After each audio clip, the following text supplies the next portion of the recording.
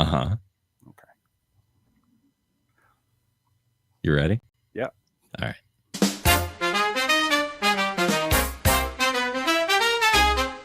It's the media virus spreading all around. We're a pack of morons stuck here on the ground. They feed us the lies while we just stand by, drowning in the noise as the truth walks by.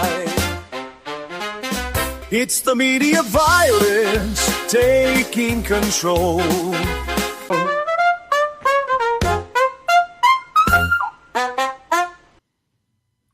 All right, folks. Tonight's guest isn't just another self-help guru with a ring light and a TikTok account.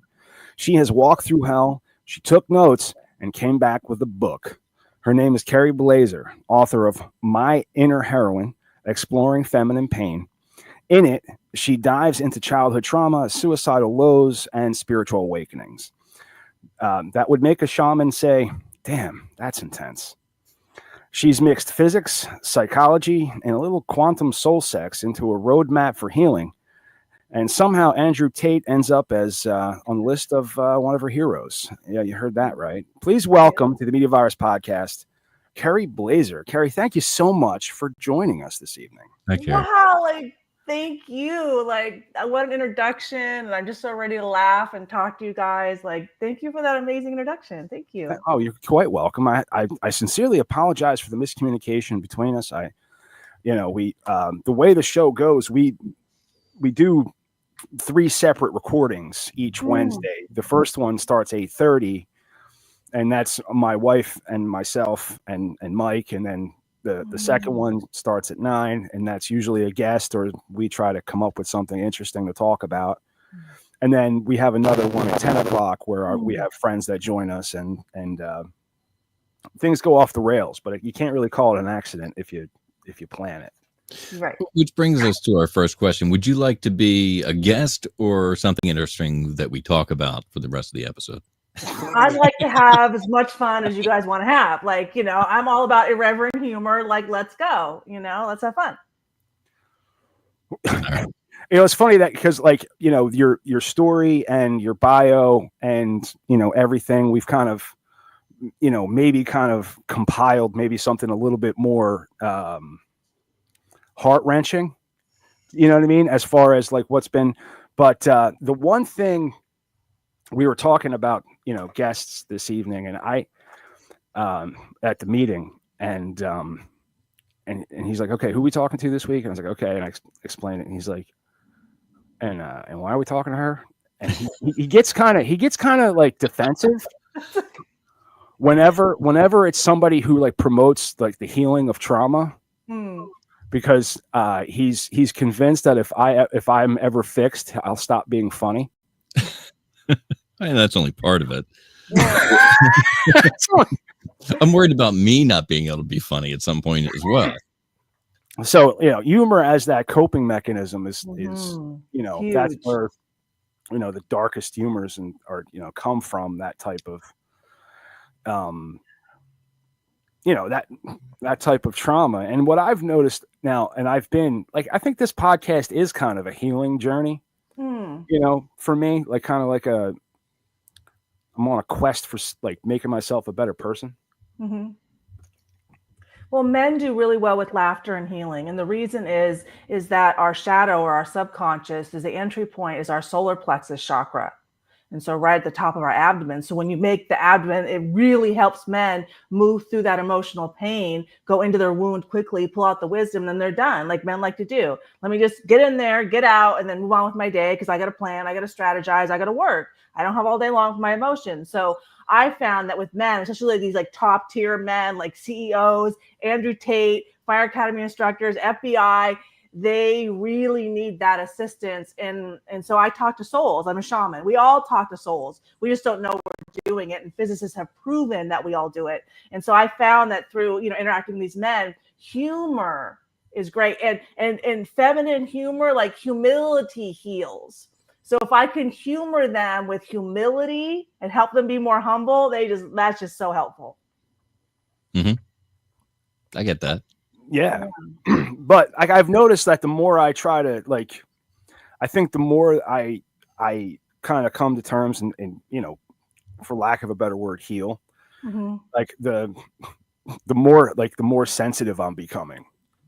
Well, And yeah, your heart's opening. You have to break Yeah. your heart to open your heart. That's a That's- Rumi said that. And so, because when the heart breaks and it opens, that where the light enters for healing. And that's what I've been doing. Like my whole life, I took on all this immense pain. And the last 10 years, I've just been diving into it slowly but surely, breaking my heart and opening it and opening it and opening it and opening it. But that's how I ground into my soul's purpose. That's how I ground into my true gifts, and all my shamanic gifts came out when I did that. Like I didn't know I was capable of most Googled man on the planet. Like, how would I know? I was a 52-year-old woman, and all of a sudden my intuition was like, yeah, DM Justin Waller and ask him about, sexual men with multiple women. I'm like, okay, not knowing it was 2 months before Andrew's takedown started. I'm a woman. I live in the moment. I'm in my emotions, right? And I had to learn to do that. It's okay, I'll do that. Okay. And then all this crazy stuff happened. That's interesting. Yeah. So, but I'm sorry, I got kind of lost. So go ahead. I'm with her. You're not the first person that I've heard say, "Hey, I was there and I was kind of in my own head, and a little voice said, and I did it, and that's what put me here." Yeah. That's not something that I haven't heard before. Yeah, it's my intuition. It's my guiding voice. My intuition told me I had 3 kids. So okay, there's the 3rd kid. And when I listen to my intuition, and then I stay in the moment, and I've been very successful. This is how I helped all these men, and I never went on a date with any of them. Like 3 of them I met at yoga, and I would talk to them there, come home, talk to their souls, and be like, we're not ready yet. But that's how I healed. That's how I saw myself. That's how my wounds, they mirrored them back to me. And like one wound I had is that I'm replaceable. Now, of course, no one is replaceable, but that comes from trauma. And I only saw that with the 5th hero. But that helped me understand why my soul had attracted men into my life, like one reason, with multiple women, because then my soul can show me my wound, because the universe is a mirror. And I think this is the wisdom that I really love to share the most, is that the universe is a mirror. And why? Because I can use the physics experiment. Would you like me to explain? Sure. Yes. Which Okay. experiment were you? Okay. So you sent over some links. Oh, I did, but I don't know if we could. Let me. I'll. It would be the 2-prong experiment, but let me tell it, and then we can maybe show one of them. I got you. Okay, cool. So, I think one of the challenges I have right now, especially with women, and I'm going to say it, liberal women, because I was a liberal woman. It's the first time I voted Republican was for Trump this time in November. So I know, I'm from Southern California. It's in me. Is all the ad hominem attacks. You're racist, you're transphobe, you're white supremacist, all this like attack. But what they don't understand is that the universe is a mirror, and our neurological system is set up to support this physiologically. So our souls come out of our hearts and project our hearts. And then the other souls that have the same frequency, like if I project selfish, the ones that are selfish will start moving because it's the same frequency. And then those are the ones I notice that I'm like, you're selfish, you're selfish, you're selfish. But in reality, your soul is showing you that you yourself are selfish. We don't have control over other people. All we have control over is ourselves. So if we all kind of took that feedback and stopped attacking each other with our emotions, and we all like self-improve that way, we could cut down on so many relationship problems. And this 2-prong experiment, which you have, it explains how it works. So if you have one prong that's 400 hertz and one that's 500 hertz, when the 500 hertz moves, the 400 hertz doesn't even notice. But there's 400 hertz and 400 hertz, then when one moves, so does the other one. Then you notice, and that's what you resonate with. Like if the 3 of us saw the same movie, we would each learn different lessons, because our souls each resonate with different lessons. And that's how we each have kind of an insular experience here on Earth. Does that make sense? That does. To a degree, yeah. Yeah. And so I think that wisdom, could help a lot of women reel it in, which we really need because men have like run away to MGTOW, right? So if women can learn how to communicate their emotions without attacking their emotions, I mean, that's been my problem my whole life since I was a child. So I didn't know how to communicate without attacking. I can now, but I'm 55. Mhm. So it took a little while for me to figure it out, but I've gotten there. We learn the shit real late in life. It seems Yeah. like all my kids are grown, so there's not much that I mean, I got grandkids now, but it's like, I was gonna say, fortunately, you learned how to treat your grandchildren. yeah, but I'm not that pup that has all the money to spoil. And I mean, I'd love to like fucking just spoil the shit out of them, but that's just the You way can it spoil is. their hearts with time and love and play. They want that more than the money. Give them the That's time. what they really want. They want the play time with grandpa, the loving time, the catching the ball, the eating the ice cream, the if you take naps together, whatever. That's what the kids want. They don't want the money. They want the time. Time's valuable, money's not. Just letting you know. Well, you got to teach them that you can spend money. You can't. Yeah.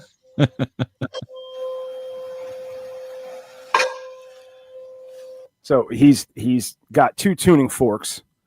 One of them is at 440 hertz. The other is at a different hertzes. What did it say? 512 hertzes. And They're not harmonic frequencies. What's that? They're not harmonic frequencies. Right, but when They don't affect one another. when he brings another 440 pitch, and he sets it up next to the John. Let it move. It's on the vibration hits that it creates the mimicking effect. Mhm. Tuning fork. Yeah, the resonance. It creates the resonance. So when one with the same frequency, if they're both selfish, when one selfish moves, the other one will move, and that will draw your attention to the other person's selfishness. But what the real is happening on a soul level, you heal, is to show you your own selfishness. Because we can't control others, And here's the thing: you might just perceive them to be selfish in one way or another, whatever reason you're resonating with them, but your soul is showing you yourself. Yeah. It was fascinating. When I started seeing these experiments the last couple of years, I'm like, that's going to help me explain things so well, because laws of physics really help me, help men. Like, there's other wisdom I use every day. Like, why do I have to have the valley of darkness? Why? I have like dove to the depths. Why is this so necessary? Okay. So we heard, you have to learn to surf the waves of life, right? But there's a physics experiment that shows how that works. Okay. So you have 2 identical balls, same size, everything, and 2 tracks that are the same distance. One is slightly downhill and one has hills and valleys. So the distance traveled is technically longer. Which ball reaches the finish line first? Mike and I were watching this, and I just kept guessing I think I know a little bit about physics. The one with the steeper drop moves faster initially, and the inertia that it takes for it to slow down on that backup is not a steady. So the one with the big drop is. I just wanted to show that off that I knew that. Well, most people pick the slightly downhill slope because they want life to be this easy downhill slope. But you want to solely go downhill your whole life and not, overcome challenges and be more wise and smarter. Like, doesn't sound very great to me. But a trauma mind really kind of, is like idealizes the non-challenging life.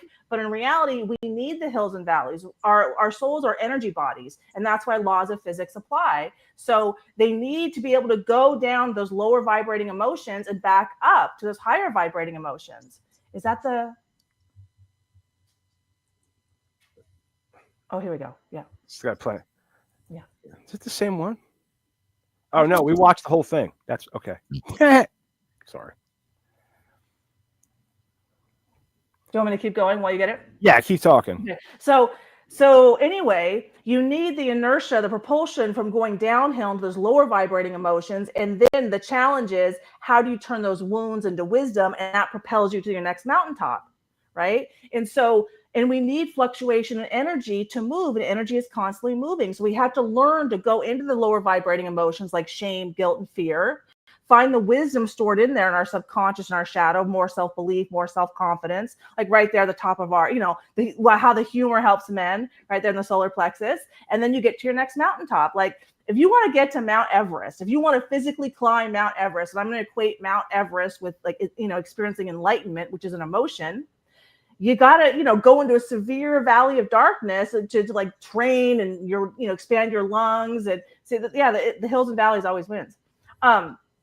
Expand your lungs and everything you got to go through. And then you're facing a 25% chance of death, right? So it's the same thing. If you want to experience enlightenment, you have to take on an equal amount of wounds to get an equal amount of wisdom. Like I was in enlightenment earlier today. That's kind of why I'm exhausted. I need to laugh and I'm crying and I'm facing my fears and I'm receiving wisdom. And it was amazing. But now that I've opened my emotional range up so much to include enlightenment as a natural human emotion, I can process through stuff. Like I reached out to my original hero a year ago in November. It's not even a year. And today I was finally able to help him have compassion for his dad's pain and how traumatized his dad was. I got him through it in like 9 months because I can take him and I as the emotional center in and out of enlightenment. And the enlightenment is the highest vibrating emotion, so it's the fastest moving, it's the most transformative. And that's where you receive wisdom and face fears and release those fears. And of course, I only learned this after experiencing enlightenment for the first time last year in March. Like I have a master's degree in East Asian religious studies. I've lived in Chinese Buddhist monasteries. No one ever taught me that enlightenment is an emotion. But what is Buddhism? Mostly men, celibate, no women, and they're claiming enlightenment. I'm like, so you're the emotional center? Like, what is that? So it makes sense to me that I was never taught that enlightenment is an emotion because they're all men. It's part of what I call it's part of the patriarchy. It's part of what we need to understand further about male and female relationships and what's balanced and what's not. So what does enlightenment feel like? Oh, okay. So I mean, you're using this word like, I'll tell you. So a year ago in March was the first time. It was like kind of the end of my relationship with the fifth hero. And I had done all these, I listened to my intuition and done some crazy shit. And then I sat in my recliner on this Tuesday and I just started going zzz, like vibrating higher and higher. And then I could barely sleep or eat or drink. I just kind of sat there and I'm vibrating really high, kind of like electricity in my veins, like zzz, zzz. And the next morning I heard in my head, enlightenment, enlightenment, enlightenment. Like my soul was telling me you're vibrating this high. And then at that moment I was like, okay. And I was, called to ask the universe, what wisdom do I need? And that's when I kind of dove into all the problems I saw in society. First, I saw like the first responders. I'm like, well, they're all mentally ill. We know that's going on. Let's get the family. Oh, there's a lot of problems in the family. Well, what about like relationships? Oh, even more problems. I'm like, okay, like there's just problems everywhere. Just take me back to the beginning. And then, okay, so there was God. And then what happened? Like, this is this conversation I'm having with the universe because, I'm a smart, beautiful woman and I'm alone at 52 or I was 54 almost then. And I can't have a relationship and I have problems with my kids. Like I'm a smart, capable woman and I can't get this figured out. We're all having this problem. So what I was shown was that essentially I didn't value my femininity. And it kind of came from my perception of God, that God's he and God creates and then God orchestrates. I'm like, hang on a second. Creation is right brain. That's feminine. We're giving creation to God. So we're giving, and then what is the woman doing? Do you see what I mean? Like it's just out of balance. I'm like, okay, well, in a healthy home, you would have the feminine center, the emotional center, and then the masculine lead. But women are not occupying the center because of feminism. They're trying to occupy the lead. And that's why we're having so many challenges these days. And, I've had this struggle my whole life trying, I thought I had to occupy the lead because I didn't have any men in my life to take care of me. So it was very illuminating about how I didn't value my femininity. Very illuminating. So That was a lot of information all at once. Yeah, it kind of comes out. It's like I'm trying to like be able to. I'm like trying to talk about it, but it's like so. It's like I guess it's profound kind of for like me. it's like what's an orgasm feel like? You know? Yeah, it's kind of like what like how much does getting your foot chopped off hurt? A lot. That it's hard. Right. I guess it was kind of a dumb question, but it's because if you're saying it's an emotion, yeah. I've felt both emotions. Mm. I felt fine Mm-hmm. and rage. Oh, okay. So we have some work to do. There's a lot more to expand the range. You can have a more diverse experience of life. No, I'm learning what I experienced last year. I am learning through therapy that a lot of the rage is anxiety. And it's funny because I used to say I don't have anxiety. I have rage. Well, rage like I would go straight pain. straight to angry. Just straight. You have repressed emotional pain that you haven't processed. You need. Oh no, I've been working on it. No, I've been doing a lot of work. I just thought it'd be funny to say. Okay. Yeah, I mean, I kind of gave you the experience. I mean, it was a lot of information really fast, right? That is what happened to me. No, I got you. That's what it was like. Yeah. But like my son is he's 22, but he's on the autism spectrum, right? Mm-hmm. And like to help him to understand emotions, we bought him we used to call it the Facebook.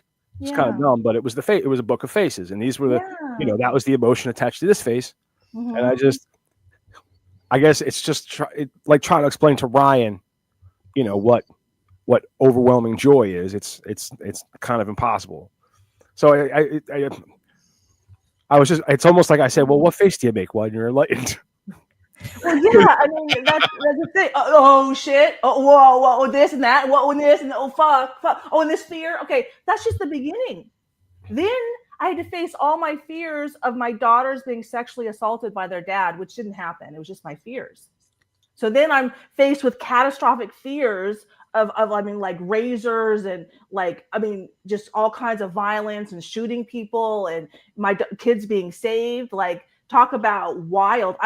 It was 3 days. I was vibrating so high, and I'm not overweight. I lost 12 pounds in 3 days sitting in my chair in my garage. That's how intense it was. So, but you got to think, women stay in their emotions longer, right? Women, we have a more robust nervous system because we're this emotional center. So for me to get into an emotion, as you know, and then get out of that emotion when women get angry, you know what I'm talking about? Yeah. It takes us longer hormonally. We're designed to make all these connections in our head and have it not go quickly. And I mean, there's neurological scans that show women take like 20 times longer. Dude, my mom is still pissed at me for getting my girlfriend pregnant. And that kid is 30 with his own kids. Right. She needs some time to, make those connections. But yeah, it takes us longer. So I think for a woman to experience enlightenment, it's much more intense experience. Like a female orgasm, it seems a lot more intense than a male orgasm. It does. Right. It seems a lot harder to achieve. So you can imagine if a man can get into enlightenment a little bit on his own, when his feminine center, his emotional center can go in and out all the time, how much does that benefit him and his emotional stability and range? A lot. So if women focused on this, internal change, then we can heal all these men that everyone's complaining about. It's like the women aren't occupying the center and then complaining that the men are out of alignment. Well, if the center's out, the orbiter's way out. So that's why I say women don't know how to occupy the center. I mean, you don't get me started on what women. But I have to, because right now it takes a woman to call out all these women because so many women aren't accountable. Like this, it's the double standard that I used to get irritated at. I remember I was working this office job, right? And like I was a construction worker until my back gave out on me. And when my back gave out on me, I had I couldn't count on my body anymore. I went and got a degree online, which qualified me to work in a cubicle. So I was working in this cubicle, and I was selling tickets online, selling ticketing services. And the HR girl, and I call her a girl because she was very petite, young woman. I mean, obviously she was of drinking age because she was the HR manager, but she's carrying this box of paper. And she says, like, and there was all dudes in the bullpen. And then she's like, you know, none of the big strong men are going to help carry the thing for the HR lady. And immediately I just went, I thought we were all equal here. Right. Like, it was just out of. Oh yeah. They want equality when it's convenient. Didn't you know? But this was years and years ago. This is what you said to me. Mm-hmm. Right. And like almost, and I got talked to for that. And I'm like, why did I get talked to for that? For you're calling in my masculinity. Like, you just called my masculinity into question. Right. Right. And, you know, not that, I mean, it gets questioned often. Yeah. I mean, this is what happens when we let emotions lead. Like DEI, everybody needs to feel good and have equal outcomes. We're not here to have equal outcomes. Not every shaman is going to be able to handle an Andrew Tate, right? So other shamans, okay, they're doing what they're doing, and that's what they need to learn. But I needed the challenge of no training, take on Andrew Tate through a personal relationship with his best friend. That's the challenge I needed to have growth opportunities. So this whole, let's prioritize our emotions that change every moment. You know, when men let women lead, it dooms the relationship because we lead with our emotions. Well, that is screwed. Now it's funny because my ex-wife, she wanted to lead in the worst way. She just, and I was like, there is absolutely no fucking way I am following you. Right. My wife now, yeah, she is the leader, and I have absolutely no fucking problem with it. Because what do you mean by leader? She makes the money, she makes the decisions. I work part-time and do this. You know what I mean? But she is she makes the decisions, what we're doing. She makes the plans. I just kind of, okay. But she's also the other half where you excel, she does not, and vice versa. Right. So so where do you excel? You're two halves. No, regardless of which half is doing what. As soon as we figure out what I excel at, we're in it. Like, we've got. I mean, does she process her emotional pain? Is she the emotional center of the relationship? How are her hormone levels? Does she get angry often? She has PCOS. Yeah. That's a hormone issue. This is the challenge is that we're not, this is what I had, I had to learn all this myself. Okay. So I'm not judging anybody. And what we don't understand, a lot of people don't understand is women and men are not interchangeable.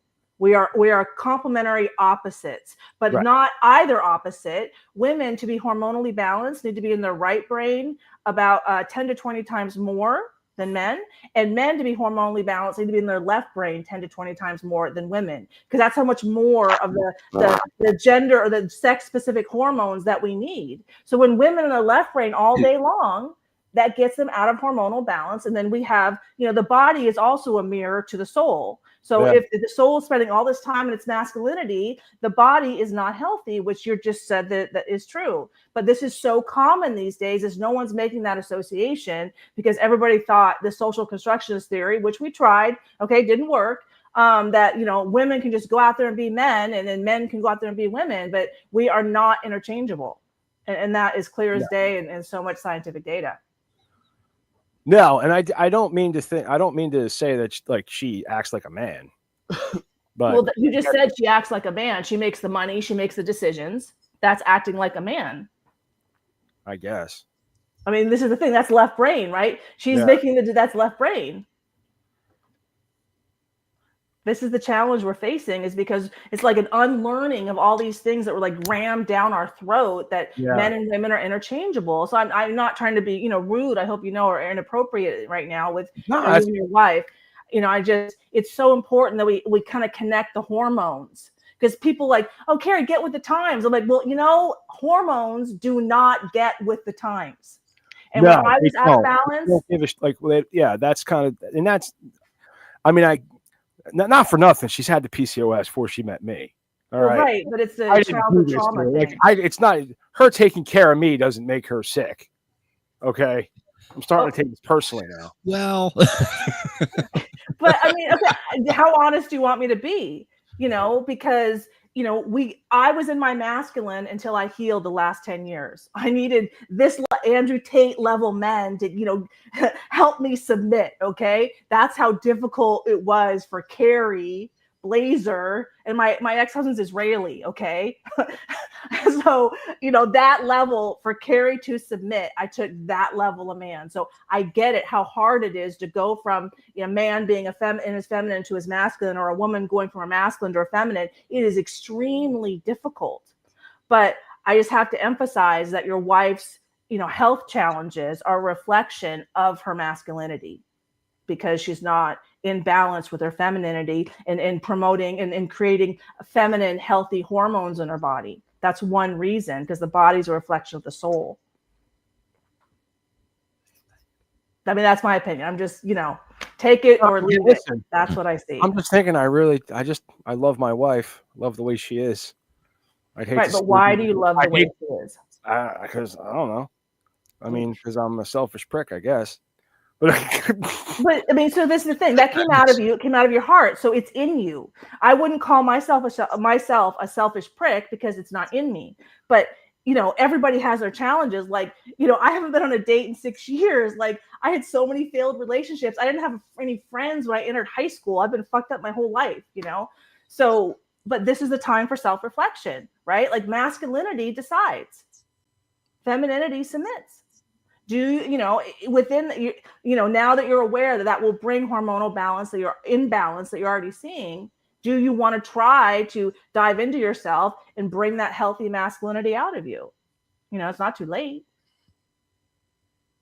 Yeah.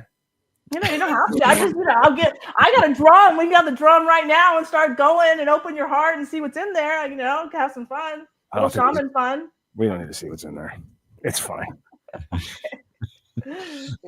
We have another segment to do. I need him funny for another hours, please. No, I completely I do understand what you're saying. My personal journey was not to be too fucking wishy-washy or anything like that, but I blew a fucking gasket about 10 years ago. It was just a compilation of everything, and like I was trying to be like the tough guy, what I mean? Yeah. And you just kind of have to like get out from under it, or it's gonna crush you, type of thing. And at that point, you want to blame like everybody else, Yeah. But it's one thing my therapist said to me is I'm very aware of my own behaviors. I'm very aware of my own flaws, and I'm very aware of how the world kind of people operate.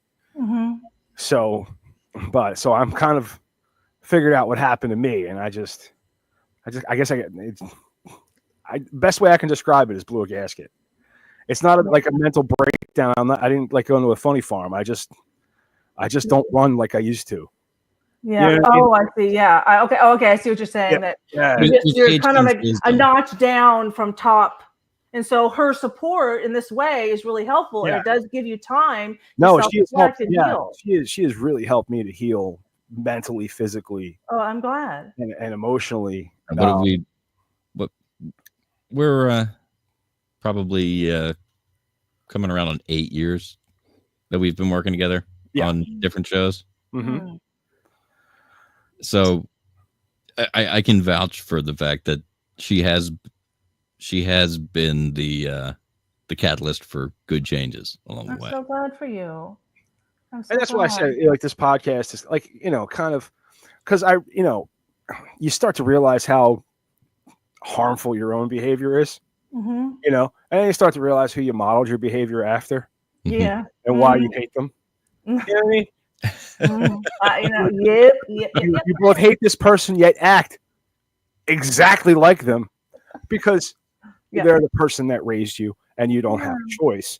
Except you do have a choice. Like once you really start to realize that it's not, everybody else's fault, that you've got to take some of your own. I'll never forget the first time I opened my mouth and my dad came out. Oh, wow. Yeah. No!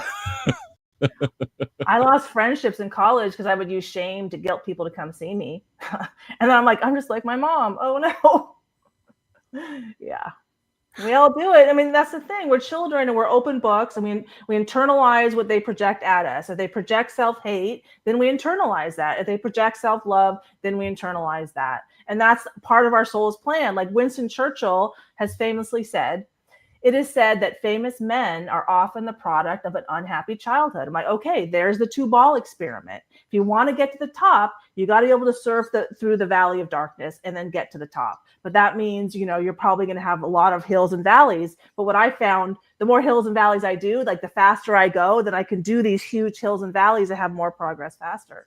But it's all by design. Our souls plan our lives with a difficult childhood so we can take on wounds and then later on in life extract the wisdom out of the wound and become more enlightened, more high vibrating. When each person does it, changes on the inside, and I vibrate higher, then because I'm higher vibrating, that metronome experiment, maybe, can we show that one too? Because now I can get into that. So this is how I help people from home, okay? So I'm at home all the time, like I'm tired, I'm in and out of enlightenment, but how does this help the whole collective of souls? How does this help all humans and the planet? Is that our hearts emanate a signal, and the higher vibrating the signal is, the more, and it's the most transformative, the more, like we'll watch it right now. So yeah, you'll see they're gonna start all of them, and 2 are gonna move really fast. And see how the faster moving ones, and then the slower moving ones will naturally align with the faster moving ones. It takes about a minute. Now, the one in from the left takes the longest time because me and Mike sat here and watched it. That's definitely you in the blue shirt, I think. Yeah, that's definitely But this is how it happens. So I just keep going really fast, and I just keep having enlightenment at home and enlightenment at home.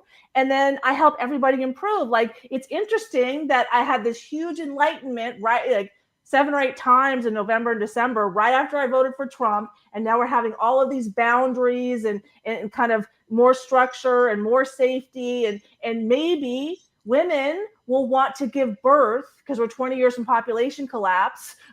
And, and they will want to value their femininity when they feel safe. But it's like all in alignment. And so I didn't decide, that more traditional relationships bring hormonal balance. I opened my heart, downloaded wisdom, and aligned with it. And that's what happened. So I used to be a really liberal woman, but now I'm a conservative, traditional woman. I'm pro-life, no abortion.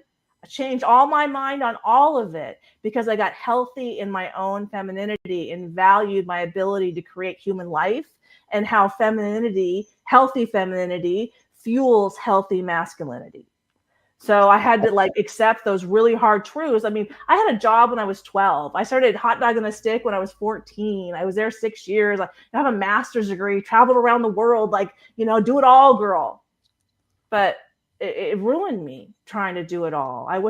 Looking back, I was happiest when I was home with my kids. I was in my femininity, and I was laughing and intuitive and maternal and getting along with my husband. And then when I went back to work, that just switched. I flipped a switch.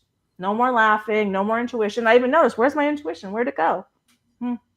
I was in my masculine too much. That's what happened. So you feel like you were taken out of your feminine space. Or taking on my feminine space, like masculine role. Yeah, and so yeah.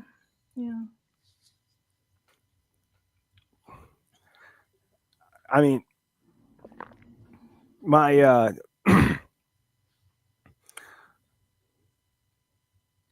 my father's biggest piece of advice to me was that women were goofy, and that You don't leave one because she's goofy, because the next one's just as goofy. And I found that to be, more or less true, except for my wife, who has this hormonal imbalance. I mean, is that possibly why we're getting along so well, because she's in that masculine? Yeah, because you needed a protector, for you needed to surrender to your pain. And that, so just because she's more in her masculine, you're more in your feminine, it sounds like you guys might be healing out of it. It takes a lot of time. Like, I've been doing this 10 years. So just keep loving yourself, keep bringing out that, taking care of yourself, healthy diet, exercise, journal, meditate, go to your therapist, and your healthy masculinity will naturally come out, and you guys will naturally become more balanced and show that healthy inner femininity over time. Of course, you guys can keep playing that beautiful dance that you're playing. It's already working, right? It is working. Yay. We celebrated 7 years yesterday. Yeah. Oh, congratulations. Yeah. And it takes, and this is the thing, Jay Shetty, I think it is. He's like, there's 2 questions you got to answer, and we'll tell you if you can be healthy in a relationship. Are you willing to wait? And are you willing to heal? I'm like, that sums it up. Are you patient to hold space for their pain? And are you willing to dive into your own? Done. Like, a healthy couple is a couple who can work through problems, because what women do, we rupture and repair. That's like the emotional break, like break your heart open. You got to break your heart to open your heart. That's the feminine healing role. And then the masculine role, he usually wants to rest and relax. So that if you can get through rupture and repair with a woman, and cyclically, and do that regularly, then that's where the healing is. That's the sweet spot. It's not everybody being happy all the time. No, and we work through our problems together and come out better on the other end. It's about finding the balance every day to make it through the long term. Yeah, because you're gonna have hard times, and I'm learning that lesson right now with my original hero. So it's is that relationships are long term, and it doesn't, just because I haven't seen him in 40 years doesn't mean that we don't have love for each other. That's not what that means, and so, and it wouldn't be, I'm still healing with him, 10 months later, and we're getting to this like deepest part of himself, like his masculinity, right? He gets compassion for himself enough to have compassion for his father. I mean, that's like Andrew Tate, in my book, he helped me so much because, he went to solitary confinement, right? And I resonated with him. In solitary confinement, that's how internally isolated I felt my whole life. And our external world, universe is a mirror, is a reflection of our internal world. And so I resonated with how lonely he felt, which I kind of understand. There's one Andrew Tate. Who is he going to go, hey, you know what it's like to be me? There's no one else that knew what it's like to be him in the space, the kind of unique space that he has occupied and still, does to a degree, right? He's a unique individual. And so I was able to show him compassion in solitary confinement, even though I've been sexually abused, and have that come out of my heart. And then I was like, oh, I need to show myself the same amount of compassion. So when you can have kind of an extreme amount of compassion for someone else, then the universe is a mirror. Oh, turn that right back around yourself. So the universe is a mirror, use it in the positive, as well as the kind of feedback loop. It could be, help you both ways, show you the good parts of yourself that you need to embody more. And so the parts of yourself, oh, I need to dive into that wound, but it was, I mean, he's helped me see myself so much. And like, I remember the 5th hero taught me that a man will open his heart to a woman when her love is stronger than his brute. And I'm like, oh, well, let me apply that to me and Andrew. So my capacity for love and compassion as a healer is stronger than his capacity for brute strength as a fighter. It's like, I think I can help some people, and someone pointed out that there's 7 of us and there's 7 chakras. And I know that chakra is a girl thing. Okay. Just stay with me. Okay. But Andrew's my 3rd chakra, the throat, the voice. And someone showed me that like a month ago. In 2023, Andrew's soul came through and told me that my voice is louder than his, and he's number 3. But these are all the signs and synchronicities our souls use to show us you're on the right track. This is what this means. You're in alignment. I'm in alignment with my soul's purpose. That's one way to show me what it means. And one other thing that was shown to me is that the way the men in my story were organized, with the last person being my guy from my childhood, the original hero, it's kind of like a wolf pack. Okay. So in a wolf pack, to keep the whole pack safe, they have they're very well organized, and they're monogamous. Okay. And so one of the wisdom I brought through is that monogamy is the path to enlightenment, and I'm combating all these red pill guys, right? So how the wolf pack is organized is the front, you have the sick and elderly wolves. Oh, Tim and I had the most problems, and so they set the pace, and we needed 2.5 years together. Then right behind them are the youngins. So then there's Justin and Andrew, right? All this energy, and they can fight, right? And then you have the heart, which would be me. And then behind me, you have the fiercest protectors, okay? 2 fire academy instructors. And then you have the alpha wolf in the back, and he can see everything. I was like, wow, my story, my life, my soul's plan has like organized like a wolf pack. But then to also show me the monogamy thing. So we'll see. All these things like just show me myself and kind of understand why my life this way or that way. And this is one of the very fascinating way I was able to understand myself more. That is fascinating. It is. Yeah, I thought so. And in my original hero, he went to a military academy, and I knew he was really conservative in high school, and that I was really liberal, and that like we would fight.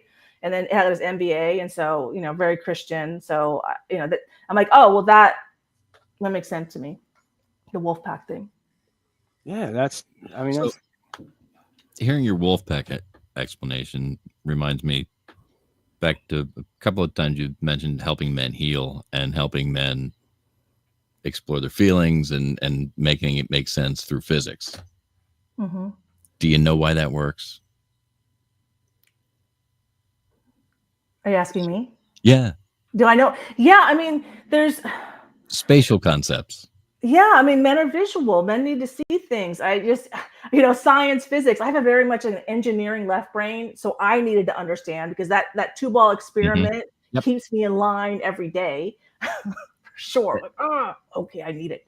But yeah, that's exactly it. People who think in an engineering type of way, which men on the whole have that type of a thought process, need to equate things to the physical. Yeah, and so I'm in menopause now. So like I have much more access to the left side of my brain because I have more testosterone because, so this is like the timing was all hormones.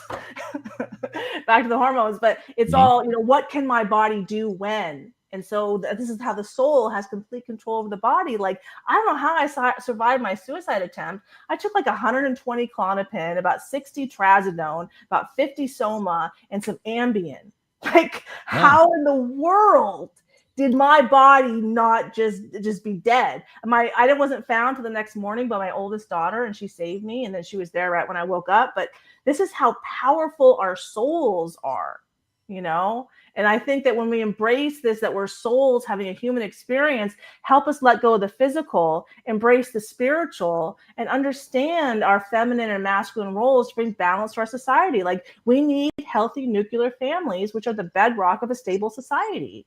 There's tons of scientific data proving it. We need these roles. We need women to occupy the center because that's where mental health is created and sustained. When women left the center, look at all the mental health problems we've had over the past 40 years. We've never had more mental health problems than we do right now. Like 50% of kids do not have a secure attachment to self. 50% are mentally ill. Yeah. Like, what are we doing?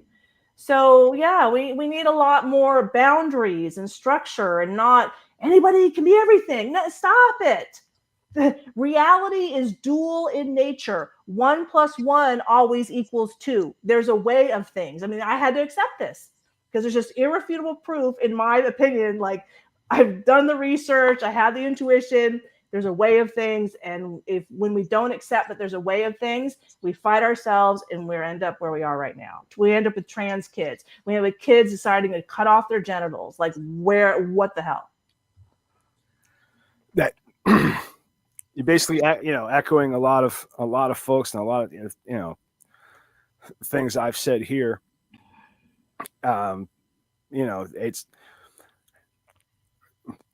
We need to pay more attention to the balance. We need to pay more attention to keeping fathers in the home, not just people respecting femininity, but respect masculinity as well. I mean, there's the two, it's the yin and the yang, right? You need both of those. You need both of those things for harmony, and that's exactly we're out of harmony. And as far as balance, you don't need to be hard and unfeeling to be a man. It's just the condition. It really helps. This is the thing. Men are designed to go into their emotions and release them quickly. And here's an example. Okay. My son and his best friend got in a fight. My son decked him. 2 minutes later, they're best friends again. And that's the male way. And so it's okay. Men process their emotions totally different. Like women, men don't talk about their emotions. I'm like, oh, when he was chivalrous, that was him showing his emotions. Oh, and when he wasn't chivalrous, oh, that was also him showing your emotions. Like women, we talk our emotions. Men act their emotions. So when men have repressed pain, it usually comes out of the arms because this is where your value is. So this is when women get hit or attacked or raped or, if what I found is, these men, Andrew Tate's in the lineup. What do you want me to do? Okay. The fire department's in the lineup. I was sexually abused. And it's pretty obvious what I'm saying here, that, these men have very traumatic childhoods and we're not addressing it. And that's what continues the patriarchy. So when they have traumatic childhoods, most often they go for multiple women. Why? Because they can't go deep. So they go for breadth and not depth. But that breadth doesn't fulfill their soul, doesn't ground them in their heart, doesn't open their heart, isn't emotionally healthy. So, we need to hold space for these men to come forward, discuss their childhood trauma, and not, attack them for it. Because if we don't, we're just failing as a society. They need us to hold space for that. And they're modeling, their behaviors to so many men and families. Like there's the Fresh and Fit podcast, one man, multiple women, right? How many, you should have sex with 50 women before you settle down. So then who's going to be marriageable after that? Like, it's just crazy. But when you have the top tier men with the platform talking about this kind of crazy, it gets into everybody else and then everybody's crazy. But here's where I have power. So the day that I download the wisdom, monogamy is a path to enlightenment, because I asked the universe, I'm like, how can it be one man, multiple women, creates a stable society? Like what? It can't make sense. So then I heard monogamy is the path to enlightenment. And then I downloaded it and I sent it to Andrew's soul, and Andrew's soul sent it to Justin's soul. 2 hours later, I was watching the Fresh and Fit podcast live on YouTube, and Myron Gaines was ranting. They had been demonetized that same day. So at my house, opening my own heart, connecting to all souls and helping all souls become more aligned with universal wisdom and truths, then I knock other souls out of alignment by doing my own work. And that's how you change the world, by changing yourself, right? And that's the metrodome experiment. And this is what people need to understand. People are waiting for the second coming, right? Well, they bring heaven on earth. Well, the only way to create heaven on earth is to create it in your own heart and within your own relationships. So, we got to each individual do our own work, but I'm at home helping everybody and doing enlightenment as much as possible to help kind of fuel this fire of change and growth and balance that I know so many people are seeking. Like Europe's already becoming more conservative, drawing boundaries. I'm like, yes, we need healthy boundaries. If we can't take care of our own kids, if our own kids can't read and write at school, then why do we have kids from other countries where we just can't do it? We have to call a spade a spade. And that's what Trump did. And I appreciate it. Yeah, that's how I feel. Well, yeah. Thank you so much, Kerry. You've been such a great guest. We do hope you'll come back and see us sometime. Well, if tonight proved anything, it is that pain might suck, but it's also the best life coach you've never asked for. Yeah. A huge thanks to Kerry Blaser for sharing her story and her book, My Inner Heroine, Exploring Feminine Pain. Go grab it if you're ready to cry, heal, and maybe argue with your chakras. Kerry, thanks for turning your scars into wisdom and for letting us laugh a little while the world is still on fire. Stick around. We've got more viral stupidity coming up on the Media Virus podcast. Thank you so much, Kerry. Thank you. Bye.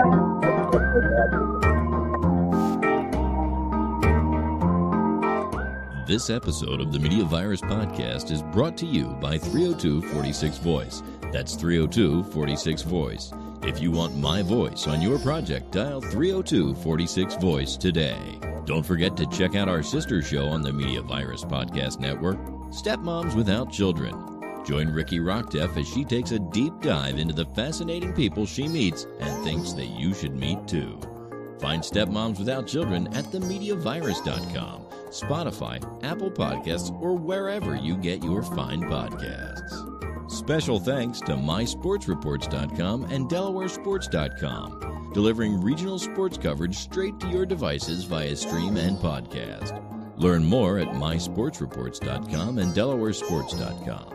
If you wish to sponsor the Media Virus Podcast, email your contact information to pml@themediavirus.com with the subject line sponsor, or leave us a message at 646-VIRUS01. On behalf of the infection team and our feckless leader, Maddie Rockdeff, I'm the Reverend Professor Mike Latoris, coming from to you live high atop Uncle Butch Studios, with one hand firmly on the pulse and the other clawing for a shred of sanity.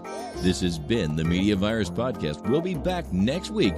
Find us at themediavirus.com, on social media, or download us now from your favorite podcast platform.